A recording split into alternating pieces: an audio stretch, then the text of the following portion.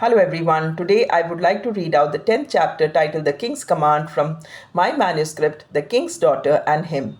This story is a work of fiction. All characters, events, and places are imaginary or symbolic in nature. Any resemblance to real persons, living or dead, or real events is purely coincidental.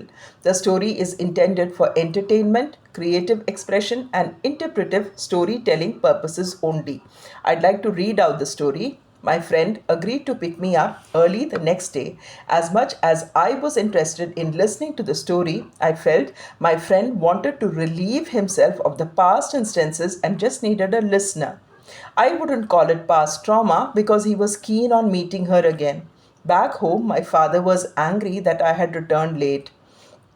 My friend tried justifying it to my father, but he said that if we were going to be this late, then he would not allow his daughter to go along with him the next time. I apologized and understood my father's concern. I looked at him from the corner of my eye and he apologized too. My friend informed my father that he would be dropping me at my workplace the next day. My father nodded half heartedly. He was still upset about me returning late. Though my friend was like family, my parents always insisted that I return home early unless the delay was due to work. The next day, my friend picked me up from home and I was ready, so he did not have to wait. On our way to the office, he started narrating the story. My friend said, as soon as I left that day, the king's daughter asked the king's assistant if she could meet her father. Her father used to watch her closely through the CCTV camera in his room. The assistant fixed an appointment and they met in her royal room. She informed him about the ballet and the salsa sequence on the laptop. The king said, "Is that a part of your learning? Why is he showing you something that I never want you to see?" The king's daughter replied, "He says my artwork has no life. I also want to draw and paint like him. His artwork is full of life. For that, he says I have to feel nature, various art forms, and see people and things around me. I'm numb now. I can't feel anything." The king seemed clearly unhappy with his approach to teaching. Yet, he did not want his daughter to be deprived of learning. The king's daughter stood expressionless and said, "It's only for artwork and nothing more. Please don't stop my access to learning through him. I'll be careful and promise that he will not be able to come close to me any time. I will never give him access to that." I said, "Hey, she's so clever. She's strategic. She wants to feel those emotions but knows her boundaries too. She knows her father is watching her through the CCTV camera, so she is being truthful to him. I think she has seen your face. She's drawn towards you. There's something more than drawing and painting happening between the two of you. And in just 2 or 3 days, how is that possible?" My friend just smiled. He did not react. He said, "Listen to the complete story. Until then, please reserve your comments." I felt snubbed but chose to listen. He seemed defensive about her. What kind of relationship did they share? A teacher student relationship? A one sided friendship? Or simply an art lover's desire to improve her skills? I could not understand anything, so I chose to listen without interrupting further. He continued.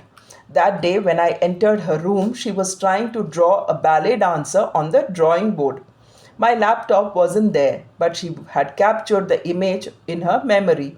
Being an art lover, I went close to her to look at the drawing. She stood up from her chair and looked at me closely for the first time. She said, "How many times have I asked you to stay away from me?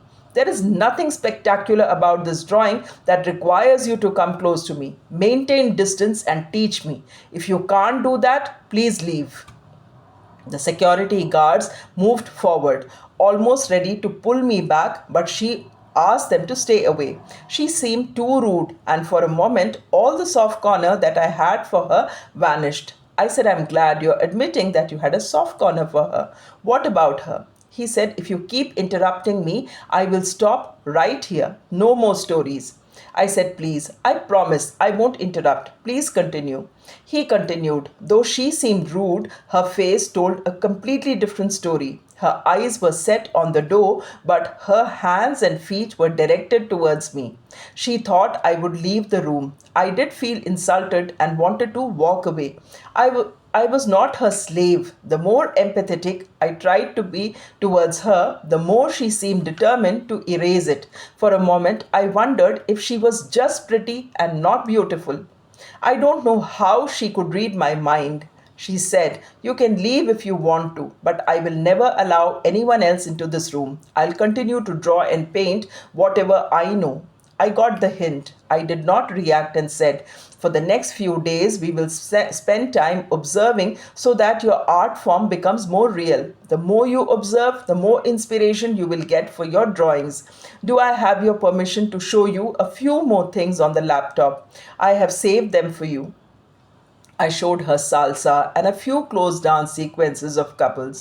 She turned her eyes away from the screen. Then an advertisement appeared and she seemed uncomfortable again. I noticed her feet. They moved slightly along with the music from the video playing on the laptop. Her strokes in the paintings were perfect. I never wanted to admit it. All she needed was a little inspiration and emotion. After showing her a few more videos, I intentionally left my phone in her room. I thought she would call me after I reached home and remind me about it. "Did she call you?" I asked. No, there were so many things I wanted to teach her, ways to stay connected to the outside world despite choosing to remain within her royal room. He continued. I reached home and called my phone. I thought she would answer, but one of the security guards picked up. That day, I clearly understood that my time with her was limited to that room and only for 2 hours. I could never be anything more. I wasn't sure if that would change in the next few days, but I was not willing to give up on my friend. I couldn't bear to see such a pretty face remain numb. While my friend was narrating the story, I reached my office and waited for the evening, eager to hear the rest.